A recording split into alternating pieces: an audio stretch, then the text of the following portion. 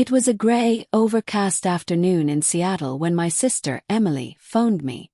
Her voice carried a careful mix of tension and politeness, the sort of tone she used when she needed help but didn't want it to sound urgent. "Claire, could you do me a favor and take Ethan home today? My meeting just got pushed later, and the buses are running behind." I didn't need to think twice. Of course, I'll pick him up from school.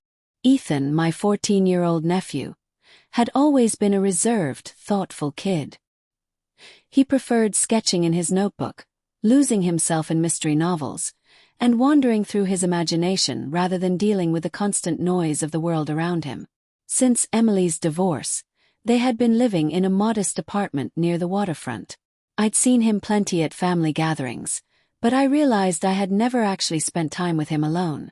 When I pulled up outside Roosevelt Middle School, I spotted him right away, backpack hanging from one shoulder, eyes lowered to the sidewalk. He slipped into the passenger seat with little more than a quiet, "Hi, Aunt Claire." For the first few minutes, the only sound in the car was the steady patter of rain against the windshield. I tried to break the silence. "How's school going?" He shrugged. "It's fine." We drifted back into quiet. Part of me thought it might be better to let him sit with his thoughts, but there was something about the way his shoulders curled forward and his gaze stayed fixed on the floor mat. "You seem a little quieter than usual," I said gently. "Is something wrong?" He hesitated, then spoke in a low voice. "Aunt Claire, have you ever felt like you just don't belong anywhere?" The question caught me off guard. "What do you mean?" "At school, everyone thinks I'm strange because I like drawing instead of playing sports," he explained, his words heavy with resignation. "At home, Mom's always working and I don't want to bother her. I just don't feel like I fit anywhere." A knot formed in my chest. He didn't sound angry.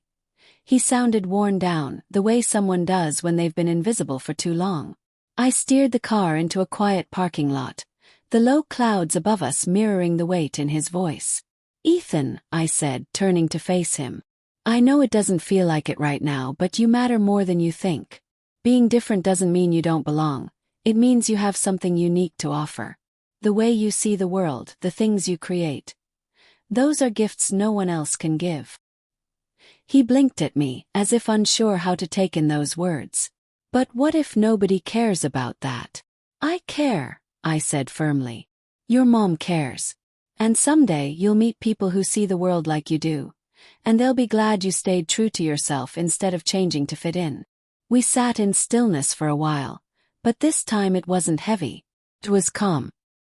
He gave me the faintest smile. "Thanks, Aunt Claire." When we pulled up to his building, he opened the door but paused before getting out. That was the best conversation I've had in a long time. After he disappeared inside, I stayed in the car for a moment, thinking about how even the smallest exchanges, a simple drive on a rainy afternoon, can leave the deepest marks. Right then, I promised myself I'd make sure Ethan never doubted how much he mattered.